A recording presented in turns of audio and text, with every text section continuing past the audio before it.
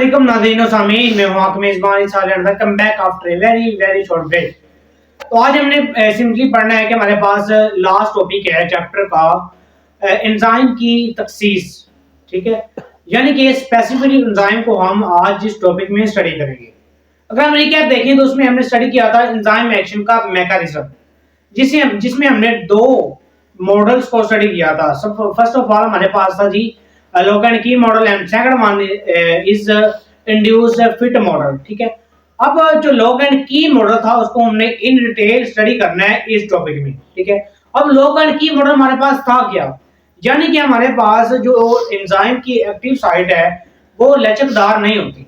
ठीक है, वो एक सख्त साख्त होती है जो कि सबस्ट्रेट के लिए मखसूस होती है, रिएक्शन के लिए मखसूस होती है। ठीक है, अब इस टॉपिक में हमारे पास लॉन्ग नहीं आना, बिल्कुल भी नहीं आना। एमसीक्यू सिर्फ आएंगे और शॉर्ट क्वेश्चन बसा बात बन सकता है, लेकिन अभी तक बना नहीं है। वो मैं एंड में बता दूंगा कि कैसे बन सकता है शॉर्ट क्वेश्चन।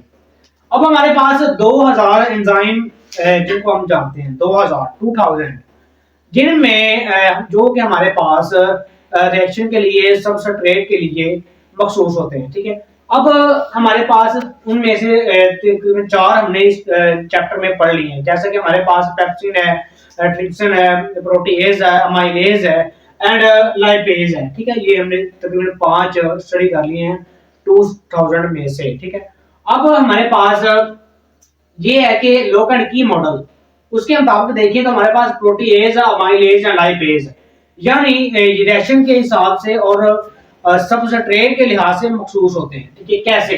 अब प्रोटीएज हमारे पास प्रोटीन पर रिएक्ट करता है, उनको प्रोडक्ट्स में कन्वर्ट करता है। कैसे?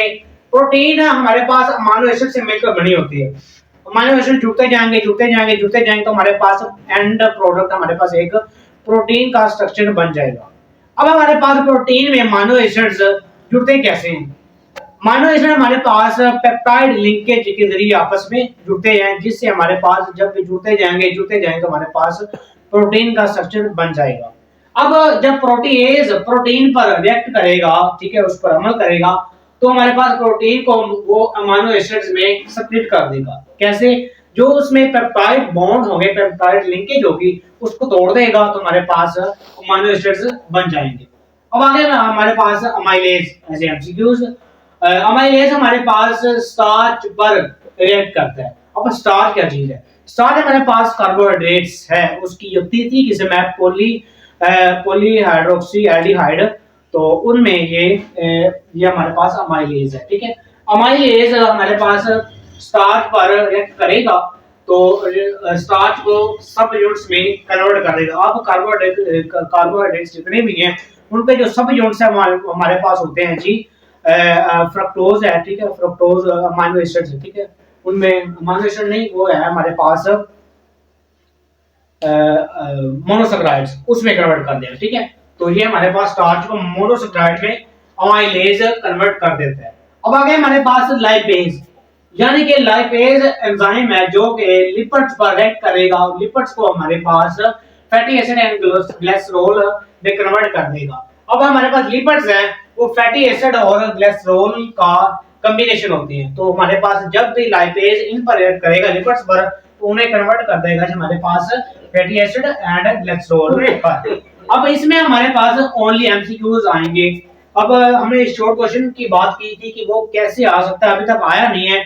वो इस तरह से पूछ सकता है कि हमारे पास इन 3 टर्म्स के जो हमारे पास ये क्या हैं, ये किन पर रिएक्ट करती हैं, उनको किन प्रोडक्ट्स में कन्वर्ट कर सकती हैं। ठीक है, तो ऐसे पूछ सकता है, इन तीनों टर्मों की हमारे पास ये सवाल ऐसे आ सकता है।